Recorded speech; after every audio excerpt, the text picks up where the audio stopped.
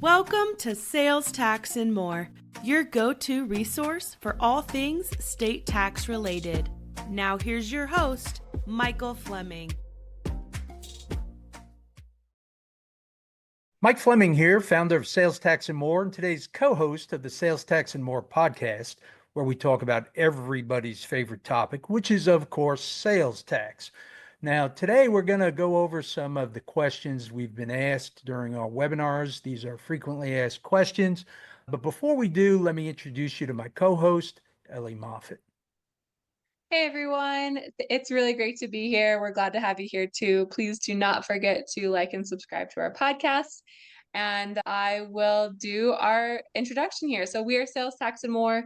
We are a full service consulting and solutions firm, and we have a really great team of experienced tax professionals who are very dedicated to fulfilling any of your state tax or related needs. So we do a lot of sales tax returns, sales tax registrations, consultations, research, and like our name states, more. So without further ado, let's jump right into these questions. Mike, can you talk about the Alaska registration and VDA? Yeah, absolutely. A lot of people think that Alaska is one of the nomad states. The nomad is an acronym for states that don't have a sales tax. It stands for New Hampshire, Oregon, Montana, Alaska, and Delaware.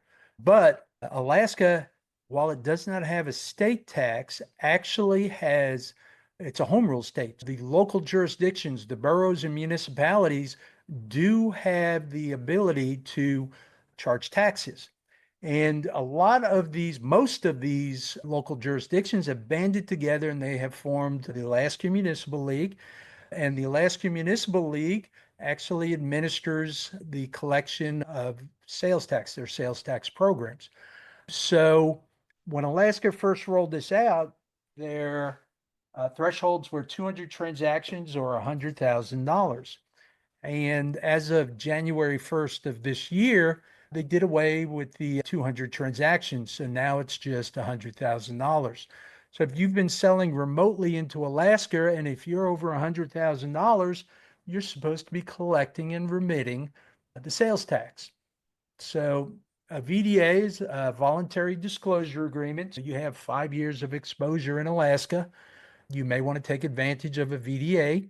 And as a reward for participating in the VDA, they're going to limit your look back period and they're going to waive the penalty for that period. Yes, you can do a VDA in Alaska. Now, if your exposure is not that great, then you may want to do what's called a historic registration, which is use the actual date that the nexus was crossed and just file the back returns and then ask Alaska for a penalty waiver. They're not going to do an interest waiver, but they generally are going to do a penalty waiver. You can register, I forget the exact name of this. It's the Alaska Remote Seller something commission. And that's who you would register through in order to collect and remit tax in Alaska, as well as who you would submit the VDA through. Or you can come to someone like us and we can help you get registered or do a VDA. If you're doing a VDA, in just about most states out there, the registration process is included in the VDA.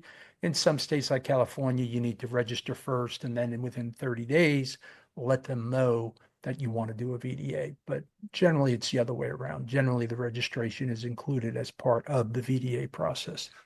All right. Thank you so much, Mike. Let's jump right into the next question. Also about a VDA. Why would you do a historic registration instead of a VDA?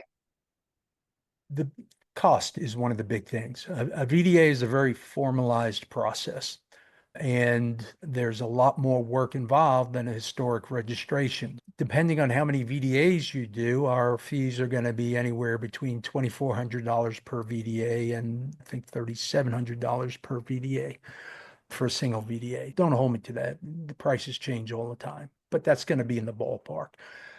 So if you only owe $500 worth of back tax, does it make sense to do a VDA? Why in the world would you pay us even $2,400 to remit $500 of tax on your behalf? It just doesn't make sense. Now, we're going to tell you that. So long as we know what your exposure is, we do have a program. It's called the VDA cost benefit analysis. But there are other companies out there. I'm going to pick on Avalara. Avalara is going to tell you, hey, if you owe more than $500, you need to do a VDA. And by the way, our cost is, this is based on a little bit older information. If anything, their prices are higher, but it was 3,500. And they didn't give you a break based upon the number of VDAs that you were doing. So people would come to us owing maybe $50,000 and having bills or invoices from Avalara for $120,000. Absolutely ludicrous. So no matter who you go into for the VDA, rule of thumb is you want to save at least as much money by doing the VDA as the cost of the VDA. So if you're not going to be saving $3,500, and you can't do that if you only owe $500, then you want to try another method to take care of this past liability, and that's a historic registration. And a historic registration is when you use the actual date that your nexus began. They're going to want back taxes, they're going to want penalty, they're going to want interest, but it's a lot cheaper to do that in general than it is to do a VDA. So you still get compliant with the state. You always want to ask for a penalty waiver when doing a historic registration.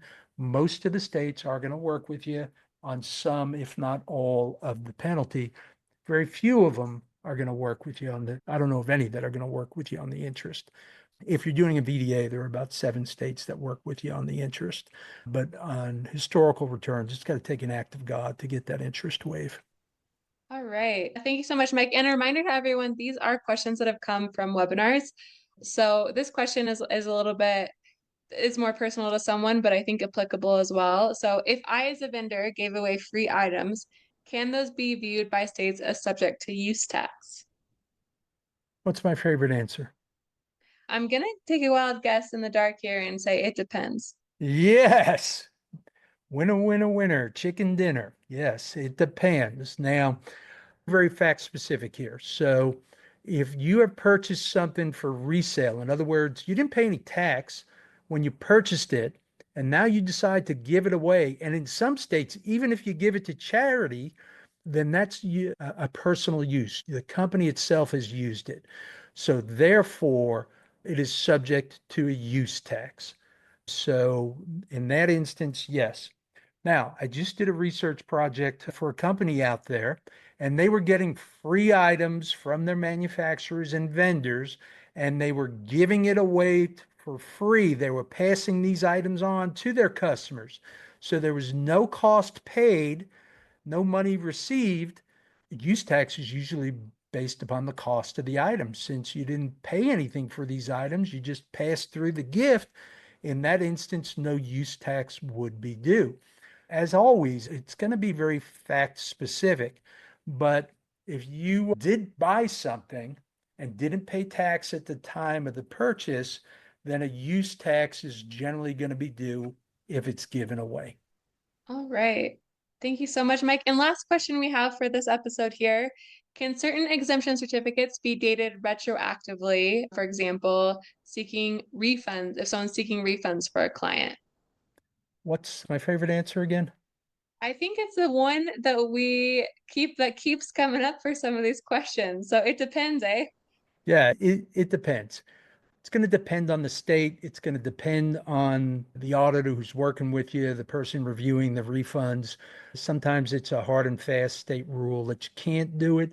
What can be done, though, sometimes is if someone was actually registered during that period, you get a current certificate and they'll look at whether that transaction occurred when the person was registered. So if the certificate is valid today and it was valid at the time of the transaction, sometimes it does not have to be backdated.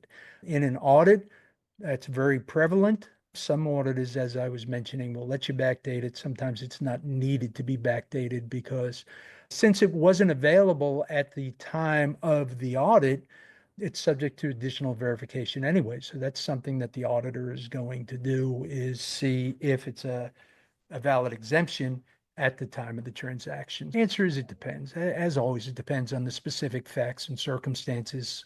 Another answer besides it depends is maybe. Depends on the state. But you don't always need to do it. because if you have a valid certificate today, we can ask the auditor or ask whoever's reviewing the refunds to just make sure that they were actually registered at that time with no gaps in between. All right. Thank you so much, Mike. And thank you for answering these questions here. And, if anyone has any additional questions, please send them in. You can send them to me directly at emoffat, that's EMOFFAT at salestaxandmore.com. You can also visit our website, salestaxandmore.com. And we have a series of free webinars you can attend that offer CPE credit. We have resources on our website as well. And if your question's a little bit more complicated, we offer consultation. So Mike, thank you so much. Thank you, Ellie, and thank you everyone for listening in to today's episode of the Sales Tax and More podcast, and we hope to see you on the next episode. Bye-bye. Thanks for listening. Be sure to hit subscribe and check out all the resources we have out on the web.